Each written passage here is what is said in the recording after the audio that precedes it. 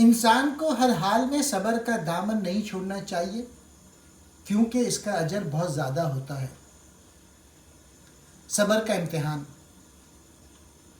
اللہ تعالیٰ اپنے بندے کا ذریعہ نجات کسی نہ کسی سبب سے بنا دیتا ہے۔ ایک عورت کو صبر کے میدان میں اللہ تعالیٰ نے آزمایا۔ ہر سال اللہ تعالیٰ اسے اولاد نرینہ سے نوازتے، مگر چند ماہ بعد اس کے گلستان سے ایک پھول مرجھا جاتا، اس کی گود پھر خالی ہو جاتی۔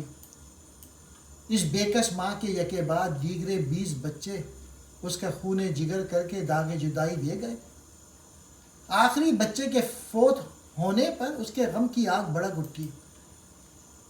آدھی رات کو زندہ لاش کی طرح اٹھی اور اپنے خالق کے سامنے سجدے میں رکھ کر خوب روئی، اپنا سارا غم سنایا۔ اے اللہ تعالیٰ، تیری اس گناہگار بندی سے کیا تفسیر ہوئی کہ سال میں 9 مہینے خون جگر دے کر اس بچے کی تکلیف اٹھاتی ہے۔ جب امید کا درخت پھل لاتا ہے تو صرف چند ماہ اس کا بہار دیکھنا نصیب ہوتا ہے۔ میرے باغ میں 20 پھول کھلے، مگر میں نے سیر ہو کر ایک کا بھی دید نہ کیا۔ دکھ درد کی ماری کو روتے روتے اونگ آ گئی۔ خواب میں اس نے شگفتہ پربہار چمن دیکھا جس کے اندر وہ سیر کر رہی ہے۔ سونے اور چاندی کی اینٹوں سے بنا ہوا اسے ایک محل نظر آیا جس کے اوپر اس عورت کا نام لکھا ہوا تھا۔